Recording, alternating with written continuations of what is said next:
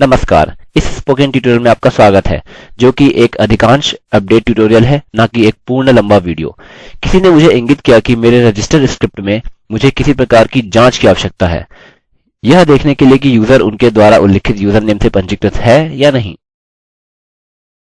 अपने फॉर्म में वापस जाते हैं, जो कि यहाँ है। यहाँ आप अपना पूरा नाम लिख सकते हैं। आप एक यूज़र नेम और एक पासवर्ड चुन सकते हैं। मेरे पास यहाँ यह वैल्यूज़ पहले से ही हैं, इनसे अभी छुटकारा पाते हैं। किंतु हमें क्या चाहिए जब हम यूज़र नेम चुन रहे हैं? उदाहरणस्वरूप मानते हैं मैं यूज़र नेम एलेक्स के साथ पंजीकरण करता हूँ। डेटाबेस में हम यहाँ देख सकते हैं कि यूज़र नेम एलेक्स पहले से ही है। अतः हम क्या करेंगे कि यूज़र नेम के मौजूदगी की जांच करेंगे।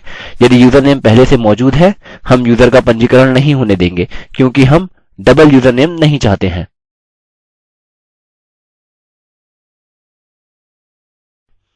यदि मुझे यहाँ पंजीकरण करना है, मैं पासवर्ड डालता हूँ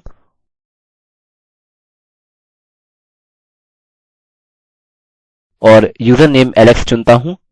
यूज़र नेम एलेक्स डेटाबेस में पहले से ही है। हम नाम की वजह से अभी इसे बदल देते हैं और रजिस्टर पर क्लिक करें। मैं सफलतापूर्वक पंजीकृत हो गया। चलिए अपने डेटाबेस के अंदर देखते हैं। हम देख सकते हैं कि हमारे पास एलेक्स के साथ दो यूज़र नेम्स हैं। अब लॉगिन के दौरान यह परेशानी करेगा। पहले नाम की उपस्थिति यहाँ यह लॉगिन हो जाएगा और यह उपेक्षित हो जाएगा।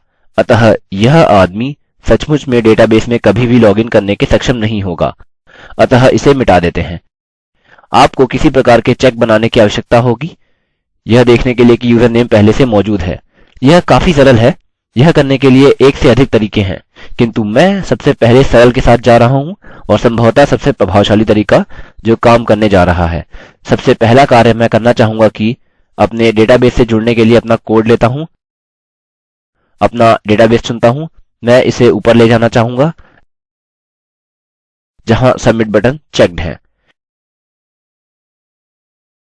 अतः यह केवल डेटाबेस से जोड़ रहा है। मैं यहाँ अंदर हूँ। फिर यहाँ अंदर यूज़र नेम जाँचने के लिए मैं अपना कोड शुरू कर सकता हूँ। अब दिमाग में रखिए कि आप अपना चेक कहीं भी नहीं रख सकते हैं। सरलता के लिए अभी मैं इसे यहाँ रखता हूँ और बाकी की स्क्रिप्ट को हटा देता हूँ।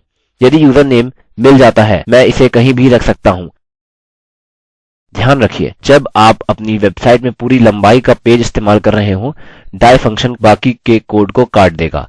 अतः मैं इसे इस्तेमाल करने की सलाह नहीं देता हूँ। मैं चेक्स का जो अगले स्टेटमेंट के अंदर आपके पास है, उनका आवरण करने की सलाह देता हूँ और स्क्रिप्ट को वाकई में नष्ट ना करें। किंतु यहाँ आपको सामान्य ज्ञान हो जाएगा कि उस पर कार्य कैसे करें जो हम करने की कोशिश कर रहे हैं। हमें केवल एक क्वेरी टाइप करने की आवश्यकता है जो एक विशिष्ट यूज़र नेम के साथ रिकॉर्ड लेकर उल्लिखित करता है। अतः मैं यहाँ लिखूँगा नेम चेक क्वेरी। मैं वेरिएबल नेम चेक कहूँगा और यह एक MySQL क्वेरी होगी। मैं सरलता के लिए यूज़र नेम चुनूँगा। यह हर डेटा को नहीं चुनेगा। अतः मैं यूज़र्स से यूज़र नेम चुनता हूँ, क्योंकि यह यहाँ हमारे टेबल का नाम है। मैं लिखने जा रहा हूँ where username is equal to।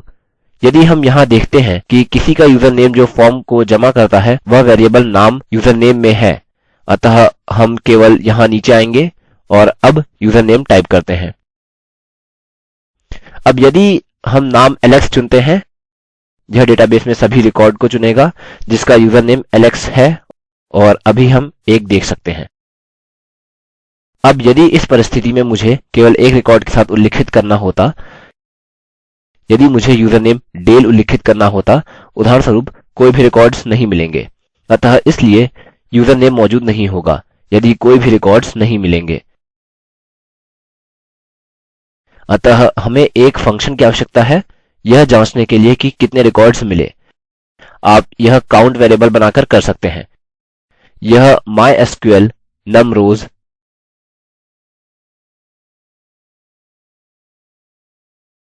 यह केवल रिकॉर्ड्स या रोज की मात्रा देगा जो हमारी नेमचेक नाम क्वेरी के अंदर है।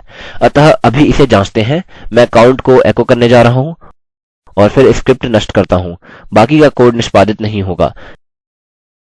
चलिए रजिस्टर पर वापस चलते हैं और मेरा फुल नेम एलेक्स टाइप करता हूँ फुल नेम, फिर यूजर नेम चुनिए। मैं डेल चुनने जा रहा हूँ। पासवर्ड नहीं जांचा जाएगा, अतः हम इसे छोड़ सकते हैं, किंतु मैं केवल इसके लिए इसे रखूँगा और रजिस्टर पर क्लिक करें। हम देख सकते हैं कि हमें 0 वैल्यू मिली है। ऐसा इसलिए क्योंकि डेल वस्तुतः डेटाबेस में यूजर नेम की तरह नहीं है। हालांकि यदि मैं इसे एलेक्स में बदलता हूँ, यह छोटा a होगा। हमें कुछ स्ट्रिप टैग्स मिले हैं। केस सेंसिटिविटी के साथ निपटने के लिए अच्छा है। अतः यह एक और पॉइंटर है। जब हम यूजर नेम को महत्व देते हैं, हम यहाँ लिखेंगे कि str to lower, केवल यह सुनिश्चित करने के लिए कि यह हमेशा छोटे केस में बदला जाए। अगला हम करने जा रहे हैं, मुझे खोजने दीजिए।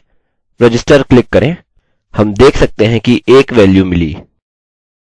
अतः चेक, जिसे यहाँ हम देख रहे हैं, यदि यह वेरिएबल हम एको कर रहे हैं 0 के बराबर नहीं है, फिर हमें यूजर को बताने की आवश्यकता है कि यूजर नेम पहले से ही पंजीकृत है। अतः यहाँ हम एक सरल इफ स्टेटमेंट और हमारा ब्लॉक बनाएंगे।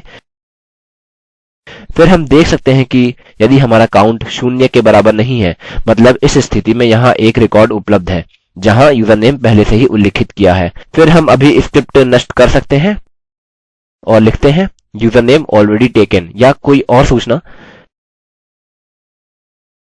यहाँ वापस आते हैं। चलिए रिफ्रेश करें। हम एलेक्स चुन सकते हैं। मैं पासवर्ड टाइप करता हूँ और रजिस्टर पर क्लिक करता हूँ। आप देख सकते हैं कि हमें error user name already taken मिली। यदि मुझे डेल टाइप करना था और एक नया नेम और पासवर्ड चुनता हूँ और रजिस्टर पर क्लिक करता हूँ, हम देख सकते हैं कि यह डेटाबेस में सफलतापूर्वक पंजीकृत हो गया है क्योंकि यूजर नेम मौजूद नहीं है। अतः मैं इसे यहीं पर छोड़ दूंगा। आप देख सकते हैं कि हमें हमारे पंजीकृत यूजर मिल गए हैं। एक str to lower फंक्शन जोड़िए, जो कि सब कुछ सरल रखने के लिए सचमुच में बहुत ही लाभदायक फंक्शन है। या आप अपने इफ स्टेटमेंट में str to lower फंक्शन इस्तेमाल कर सकते हैं। हालांकि इसे सरल रखने के लिए मैं सलाह दूंगा कि सभी यूजर नेम्स को छोटे अक्षरों में बदलिए।